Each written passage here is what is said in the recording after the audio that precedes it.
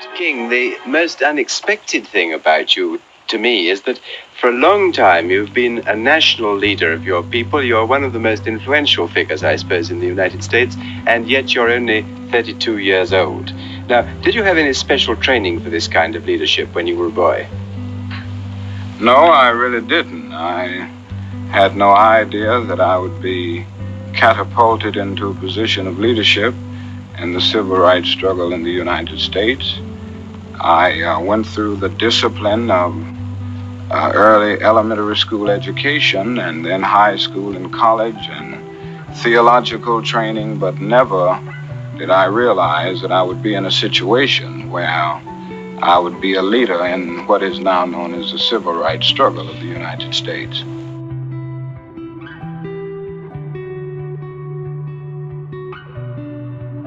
What sort of home did you have as a child? Was it a strict home, for instance?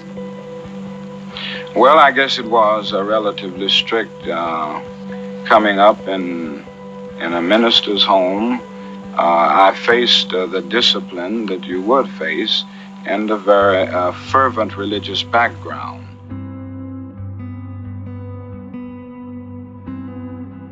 However, I don't think it was over strict to the point that I developed any personality conflicts as a result of my early childhood, but it was strict enough, and I think it was strict enough for me to develop certain disciplinary principles as I came up.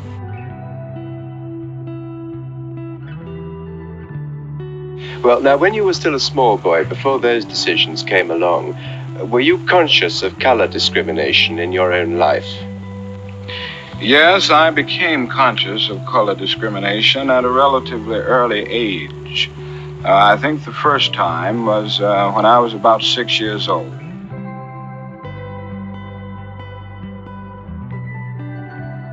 I had some friends who lived, well, they didn't live in front of us, but their parents had a store, 2 white boys, and they were my inseparable playmates for the early years of my life. And I remember when I was about 6, something started happening. When I went over to play with them, they always made excuses. They could not play, they were busy.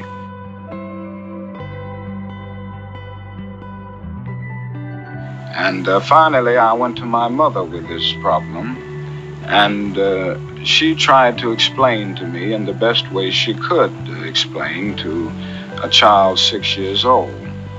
And this was really the first time that I became aware of the racial differences, or really the racial problem.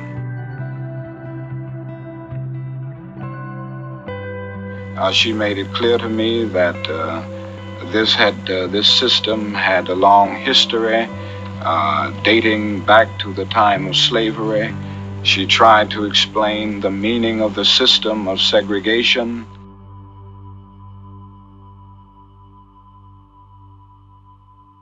When we allow freedom reign, when we let it reign from every village and every hamlet, from every state and every city, we will be able to speed up that day when all of God's children, black men and white men, Jews and Gentiles, Protestants and Catholics, will be able to join hands and sing in the words of the old Negro spiritual, free at last, thank God Almighty. Izola Curry, a 42-year-old black woman, stabbed Martin Luther King in Harlem on September the 20th, 1958.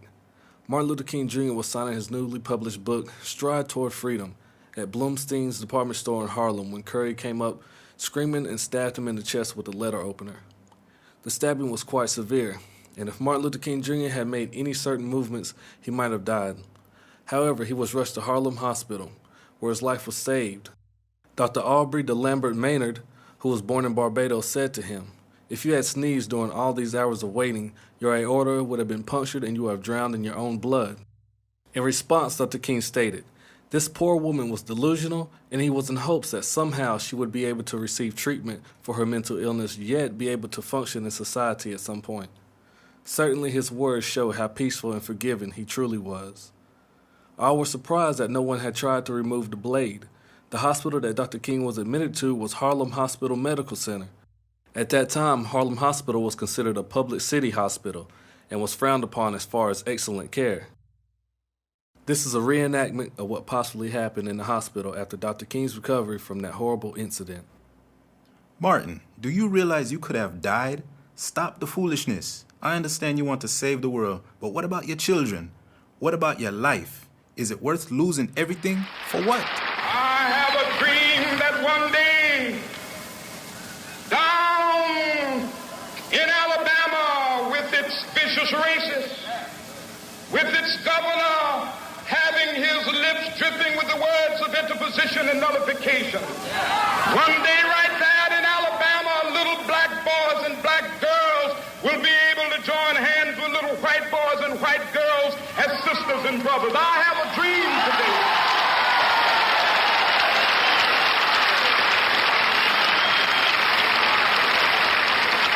I have a dream that one day every valley shall be exalted, and every hill and mountain shall be made low. The rough places will be made plain, and the crooked places will be made straight, and the glory of the Lord shall be revealed, and all flesh shall see it together. This is our hope. This is the faith that I go back to the South with. With this faith, we will be able to hew out of the mountain of despair a stone of hope. When we allow freedom reign, when we let it reign from every village and every hamlet, from every state and every city, we will be able to speed up that day when all of God's children, black men and white men, Jews and Gentiles, Protestants and Catholics, will be able to join hands and sing in the words of the old Negro spiritual, free at last, free at last, thank God Almighty, we are free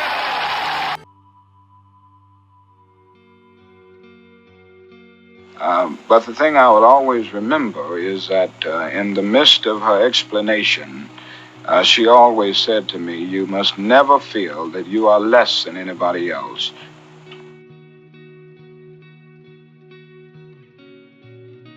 You must always feel that you are somebody, and you must feel that you are as good as anybody else. And of course, this came up with me in spite of the fact that I still confronted the system of segregation every day.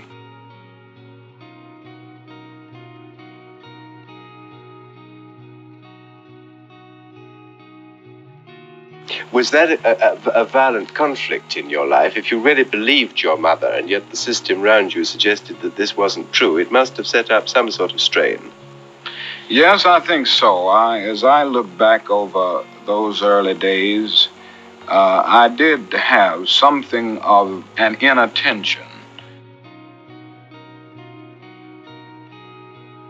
On the one hand, my mother taught me that I should feel a sense of somebodyness. On the other hand, I had to go out and face a system which stared me in the face every day saying, you are less than, you are not equal to. So this was a real tension within.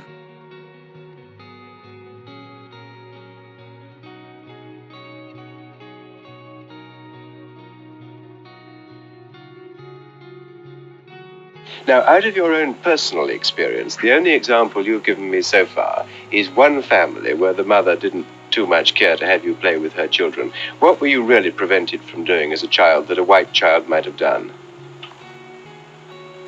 Well, in my days in Atlanta as a child, there was a pretty strict system of segregation.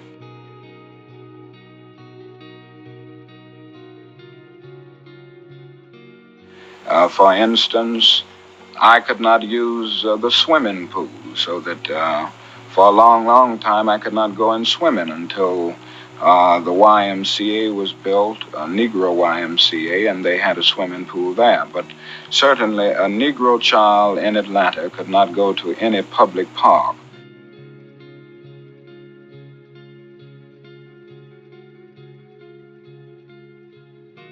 I could not go to the so-called white schools. There were separate schools. And I attended a high school in Atlanta, which was the only high school for Negroes in the city. And this was a real problem because in Atlanta there are more than 200,000 Negroes.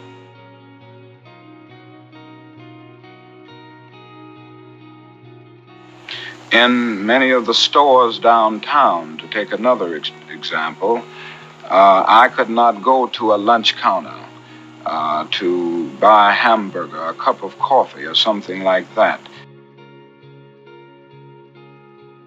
I could not attend any of the theaters. Only there were one or two Negro theaters.